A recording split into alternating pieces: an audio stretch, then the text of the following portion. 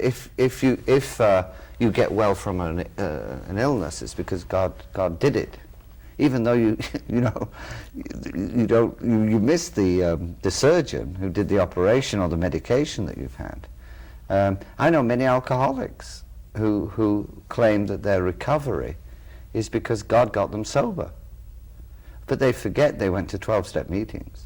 They forget they went to hospital. They forget they spent weeks in a rehabilitation center. They miss themselves. A woman at church once said that God had sent her husband to her. What I've discovered in the conversation with her and the husband was that for years, she had been pursuing and he had been pursuing her, off and on, They miss all that they did.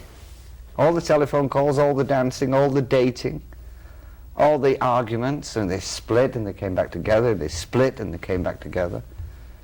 And then they hit you with something like, oh, God brought us together. Well, God may have brought you together, but you had to work on it. Are there certain kind of personality types, though, that are just vulnerable to religious addiction? Yeah, I think you're dealing with the same kind of people who are vulnerable to any fix, magic fix, or drug. They're usually people who've been hurt emotionally. I mean, if you, say you were sexually abused by your father or by a neighbor, and you get involved with religion, one of the reasons is, obviously after the terrible experience of such an abuse, you want safety, you want comfort, you want security. You want to find a man who isn't going to hurt you, because a series of men may have hurt you, sexually, emotionally. A large number of people who go to the churches are running from a painful world. So they want almost a moat, like in the castle with a moat. Mm-hmm. They want to build a moat between their world and real life. And they want to live in a monastery or in a cult where they only spend time with their group. Would this account for the what I call it a yo-yo effect that I see sometimes in a lot of people, where they may be out taking drugs, getting involved in extreme behavior, and then when they decide to change, it's not just a gradual thing, it's bang, they're over here with independent fundamentalists swearing off everything and all that, and then when that gets a little bit old, bang, they're back over here taking drugs and drinking and doing the whole thing. Yeah, or sometimes it's not so much ding dong, they go ding, ding, ding. They keep going from one thing to another. Uh-huh. So they start off as alcoholics and drug addicts, in the 60s, they're going to San Francisco with flowers in their hair. So they're the 60s hippie, then they get in some cult, then they become Catholic, maybe they become a Krishna, maybe they become New Age, and they go from one to the other. The interesting thing, and this is a new book I'm writing called The God Game, It's Your Move. That's what the book's called, The God Game, It's Your Move, and it'll be out in September. But they carry the same baggage. You see, that's the problem. See, if you're not careful, you carry the same baggage with you from Catholicism to New Age to recovery to wherever you go. Because unless you look at your baggage, and your baggage is very often the guilt, the low self-esteem, the shame, the fear from your childhood. So a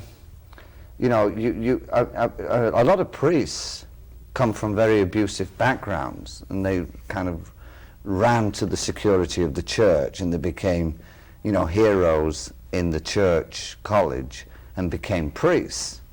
And then as priests, as the hero, they are super responsible. Now, the problem with super responsible people is you become super controlling. Mm-hmm. So you're responsible for this church, and you're responsible for its roof, and you're responsible for everything that happens, and you have to do it all in a certain way. But the problem with it is you become very rigid, and you become very judgmental, and you, after a while, you might even believe what everybody says about you.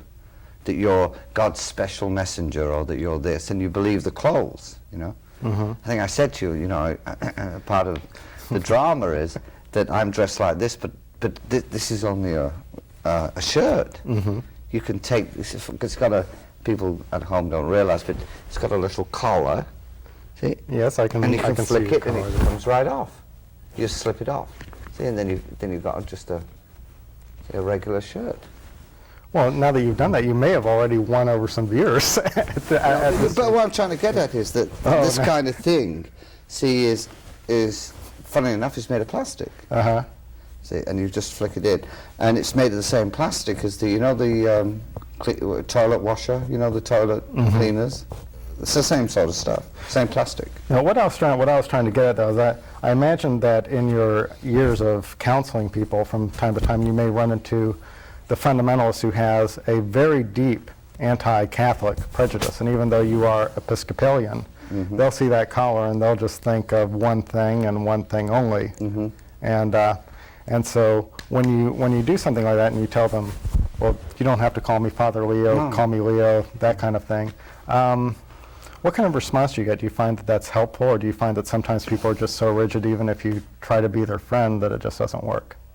No, I think it's mixed. I mean, you know, some people love you because they think you're Catholic, so then you disappoint them if you're not.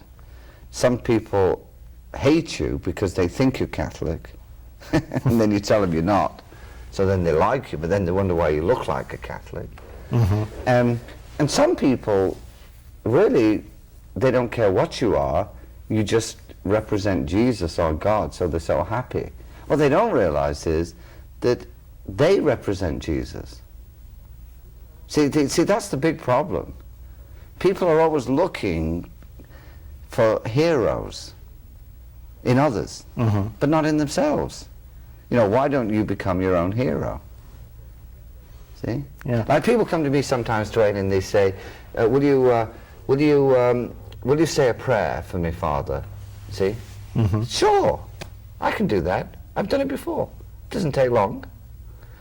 But why can't you say your own? I mean, why can't you say your own prayer?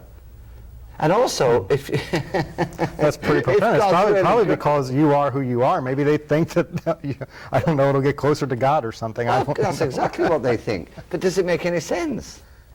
No, absolutely not. Doesn't make any sense. I mean, does it make any sense? The other thing with it is, which is really what C.S. Lewis was talking about in the Shadowlands, which is a bit more complicated, and that is, you don't really have to say a prayer to God.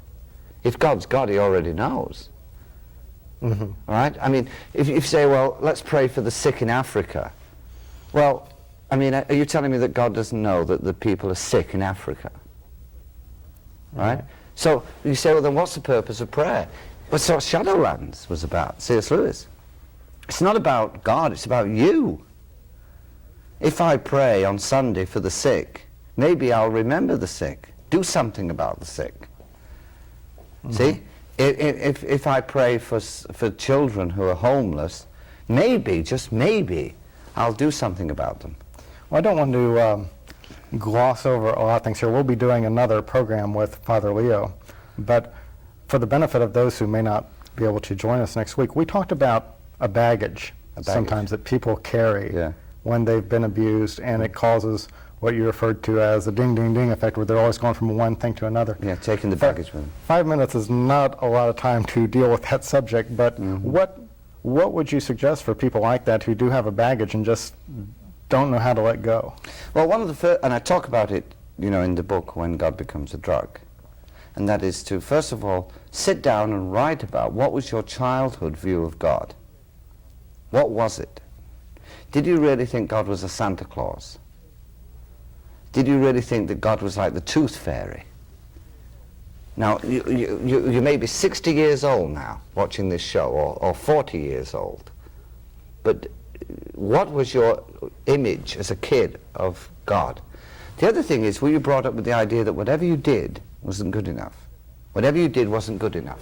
You're a sinner responsible for the death of Jesus, and all you got was hell and damnation, from start to finish. Was that part of the baggage? did you have baggage around sex? So you couldn't play with yourself, you couldn't play with your penis, you couldn't masturbate, you couldn't like girls, you couldn't have an erection. If you did, you were bad. You know what I mean? So you had all this stuff that you pushed down. It was all happening to you because you did masturbate, and you did have erections, and you did like girls, but you pushed all this down, right? Because it wasn't okay for you to have those things. That's part of the baggage. Also, the baggage might have been that only Catholics are going to heaven. So you had this very kind of almost judgmental view from being a kid. A bit like I hate to say this, but it's a bit like you're the super religion. You know, like Hitler had the super race. Well, you've got the A team and the B team and the C team. Maybe the A team is the Catholics and the B team is the Episcopalians, and maybe the C team is the Lutherans. Well, that makes perfect sense to me. You know, but I mean, the bottom line is that kind of like, that's the baggage, though, I mean. That's the stuff. And we never looked at it before.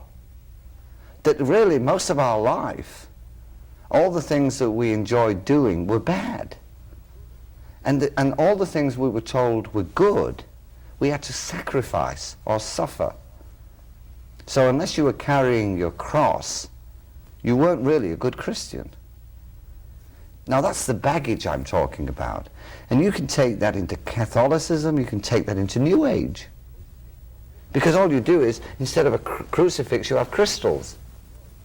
Right, and I think you even mentioned in the book, you're a very big proponent of the 12-step programs, but you mentioned sometimes even 12-step programs. 12-step too, yes. You can have a sponsor who's like your priest. You can't disagree with your sponsor.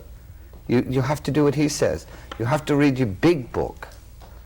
Page 66 of the big book. So all of that baggage, Dwayne, if you don't deal with it, look at it, and start to ask, how did it affect me, sets you up for the religious abuse that I've been talking about.